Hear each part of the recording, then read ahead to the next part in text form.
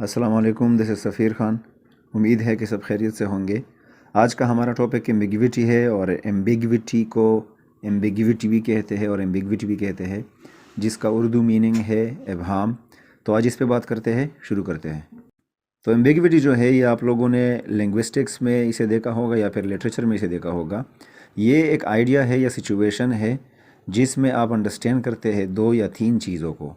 मतलब आप एक लाइन को, एक सिचुएशन को या एक कहानी को दो तीन तरीक़ों से समझते हैं कि इसकी ये मीनिंग भी पॉसिबल है और वो मीनिंग भी पॉसिबल है। और ये अक्सर हम वर्ड्स के बजाय सेंटेंसेस में देखते हैं जिसकी दो या ज़्यादा मीनिंग हो सकती है। मतलब एक के बजाय दो या कोई और मीनिंग भी हो सकती है जो हमें कंफ्यूज करती है।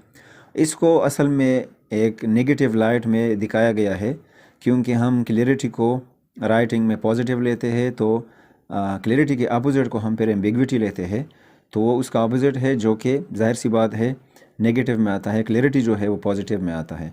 लेकिन कुछ ऐसे सेंटेंसेस है जिसमें इसका होना बहुत ज़्यादा अच्छा है, गुड है। स्पेशली पोइट्री में या स्टोरी टेलिंग में इसका होना ज़रूरी होता है या फिर अच्छा या बेहतर होता है।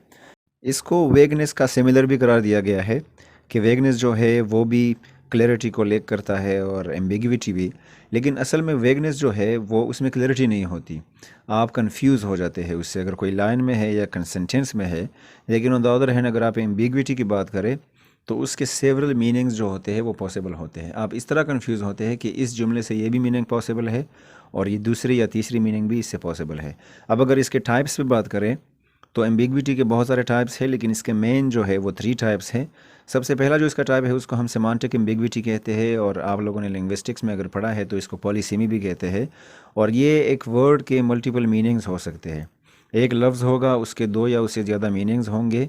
और इस तरह के बहुत सारे वर्ड्स हैं इंग्लिश में, बल्कि इंग्लिश में सारे के सारे वर्ड्स ही जो है वो पॉलीसेमियस वर्ड्स है। फॉर एग्ज़ाम्पल अगर आप प्ले की एग्ज़ाम्पल ले तो प्ले बहुत सारे मीनिंग देता है। For example play a role, play a guitar और प्ले अ गेम एट्सेट्रा। तो एक प्ले 4-5 या उससे ज़्यादा चीज़ों के लिए इस्तेमाल होता है।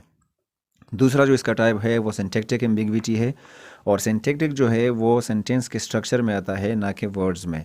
ये एक वर्ड नहीं होता जो आपको कंफ्यूज करे या दो से ज़्यादा मीनिंग्स दे या एक से ज़्यादा मीनिंग दे, बल्कि ये सेंटेंस में होता है जो आपको कंफ्यूज करता है कि इस सेंटेंस के दो या उससे ज़्यादा मीनिंग्स हो सकते हैं। For example the murderer killed the boy with a book. तो अब ये नहीं पता कि लड़के के हाथ में बुक था, उससे मर्डर ने मारा था, या फिर मर्डर ने बुक के हेल्प से उस लड़के को मारा था। तीसरा जो टाइप है इसका उसे नैरेटिव एम्बिग्विटी कहते हैं। और नैरेटिव एम्बिग्विटी जो है ये पूरा का पूरा प्लॉट लाइन होता है जिसमें बहुत सारे मीनिंग्स आप अखज़ कर सकते हैं। एक स्टोरी टेलर या कहानी बताने वाला या जो लिख चुका होता है, वो जो बंदा होता है राइटर, वो आपको ये जानने नहीं देता कुल्लम कुल्ला कि आप समझे कि इसमें क्या होता है। वो आपको कंफ्यूज करता है। एक स्टोरी आप समझ जाएंगे, उसमें अगर एक मेल फीमेल की रिलेशन है तो आप बात तक एंड तक ये नहीं समझेंगे कि इसमें ये फ्रेंडशिप थी या फिर कोई लव अफेयर वगैरह चल रहा था। आप लोगों ने इस तरह की मूवीज़ वगैरह भी देखे होंगे।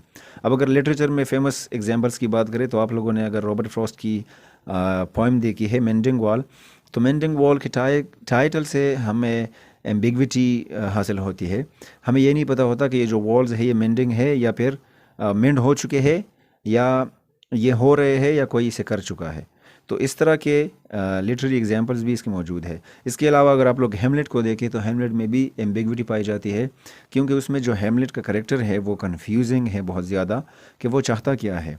वो प्रोक्रास्टिनेट भी करता है, वो चाचा को मारना भी चाहता है, नहीं भी मारना चाहता, अपनी अम्मी को खुश भी रखना चाहता है, नहीं भी रखना चाहता। तो उसकी जो करेक्टर है वो बहुत ज़्यादा एम्बिगवस है। सो उम्मीद है कि एम्बिग्विटी की या एम्बिगिविटी की समझ आ गई होगी अच्छे से। अपना बहुत सारा ख्याल रखिए, अगली वीडियो तक। अल्लाह हाफ़िज़।